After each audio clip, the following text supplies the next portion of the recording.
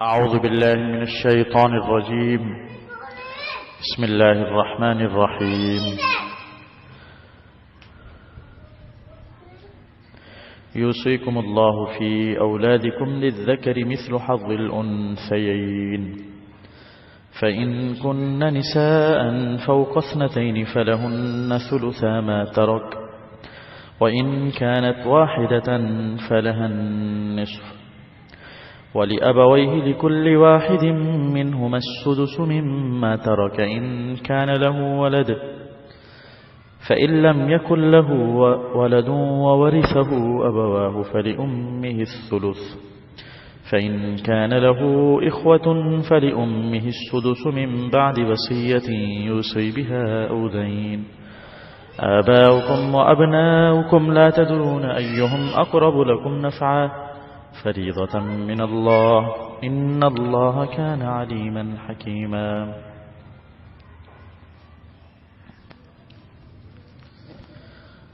اللہ تعالیٰ نے ارشاد فرمایا،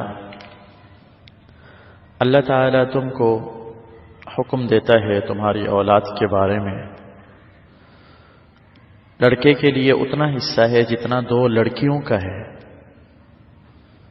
پس اگر لڑکیاں 2 سے زیادہ ہوں تو ان کے لیے اس مال کا 2/3 ہے جو مرنے والے نے چھوڑا ہے، اور اگر ایک لڑکی ہو تو اس کے لیے آدھا ہے، اور اس کے ماں باپ کے لیے یعنی ان دونوں میں سے ہر ایک کے لیے چھٹا حصہ ہے اس مال میں سے جو مرنے والے نے چھوڑا، بشرطے کہ مرنے والے کی اولاد ہو۔ پس اگر اس کی کوئی اولاد نہیں ہے اور والدین ہی اس کے وارث ہوں تو اس کی ماں کے لیے 1/3 ہے۔ پس اگر مرنے والے کے بھائی ہوں تو اس کی ماں کے لیے چھٹا حصہ ہے، اس وصیت کے نافذ کرنے کے بعد جو مرنے والے نے کی یا اس قرض کی ادائیگی کے بعد جو میت کے ذمے ہو۔ تمہارے باپ اور بیٹے، تمہارے باپ ہیں اور تمہارے بیٹے ہیں، تم نہیں جانتے کہ ان میں سے تم کو کون زیادہ نفع پہنچانے میں زیادہ قریب ہے۔ یہ حکم ہے مقرر اللہ تعالیٰ کی طرف سے۔ بے شک اللہ تعالیٰ خوب جانتا ہے، حکمت والا ہے۔ اس رکوع میں، اس آیت میں اور اس کے بعد والی آیت میں اللہ تعالیٰ نے تفصیلی طور پر میراث کے احکام بتائے ہیں۔ میراث کے بعض احکام سورہ نساء کے بالکل آخر میں بھی آئیں گے۔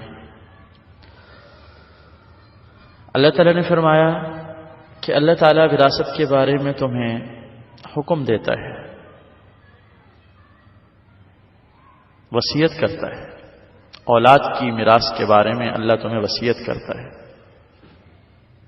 مرنے والے کے چھوڑے ہوئے مال میں سے جو حصے دیے جا رہے ہیں وہ اللہ تعالیٰ کی طرف سے ایسے مقرر ہیں کہ خود مرنے والے کے لیے بھی یا کسی بھی حکومت کے لیے یا کسی بھی قانون کے لیے یا کسی بھی فرد کے لیے جائز نہیں ان میں رد و بدل کر۔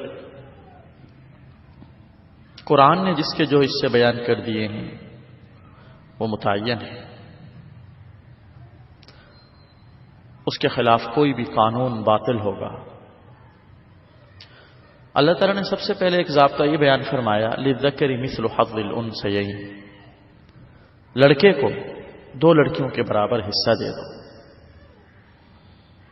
مثال کے طور پر ماں باپ نہیں ہے، بیوی شوہر بھی نہیں ہے، ایک لڑکا اور 2 لڑکیاں ہوں تو چھوڑے ہوئے مال کے 4 حصے کیے جائیں گے، 2 حصے لڑکے کو دیے جائیں گے، ایک حصہ لڑکی کو دیا جائے گا، ہر لڑکی کو۔ مرنے والے کے ماں باپ ہیں یا ماں باپ میں سے کوئی ایک ہے، یا شوہر ہے یا بیوی ہے، ان کو حصہ دینے کے بعد بقیہ مال کو اسی اصول کے مطابق تقسیم کیا جائے گا۔ ہر لڑکے کو 2 دیا جائے گا، اس کے مقابلے میں لڑکی کو اس کا آدھا دیا جائے گا۔ بنیادی اعتبار سے سب سے پہلے میراث کا اصولی ضابطہ یہ ہے کہ مرنے والا جو مال چھوڑ کے جاتا ہے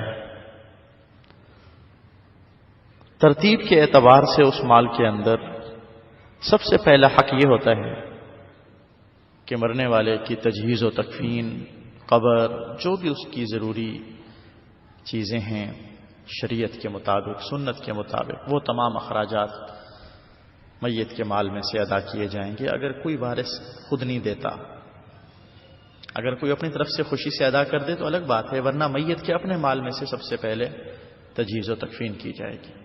اب جو مال بچے گا پھر دیکھا جائے گا میت کے ذمہ کوئی قرضہ ہے یا نہیں ہے۔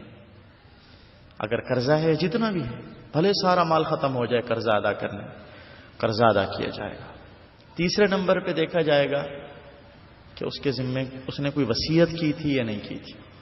مرنے والے نے اگر کوئی وصیت کی تھی تو وہ وصیت 1/3 مال تک نافذ ہوگی، اس سے زیادہ نافذ نہیں، زیادہ سے زیادہ 1/3 مال تک وصیت نافذ ہوگی۔ یعنی مثال کے طور پر اگر 6 روپے ہیں تو اس میں سے 2 روپے تک وصیت نافذ ہوگی، اس سے اوپر نہیں۔ کم ہے تو کم میں نافذ ہوگی، اس سے اوپر ہے تہائی سے تو تہائی سے اوپر والی نافذ نہیں ہوگی۔ 1/3 آخری حد ہے، مرنے والے کو بھی اس سے زیادہ وصیت نہیں کرنی چاہیے۔ اور ایک بات یہ بھی یاد رکھیے کہ جن کے حصے متعین ہیں وراثت میں ان کے لیے وصیت نہیں ہو سکتی، یعنی وارث کے لیے کوئی وصیت نہیں۔ اور پھر آخر میں یعنی جب یہ 3 کام ہو جائیں گے اب جو مال بچے گا اس کو شرعی قانون کے مطابق وارثوں کے بیچ میں تقسیم کیا جائے گا، جس کا جو حصہ ہے متعین کیا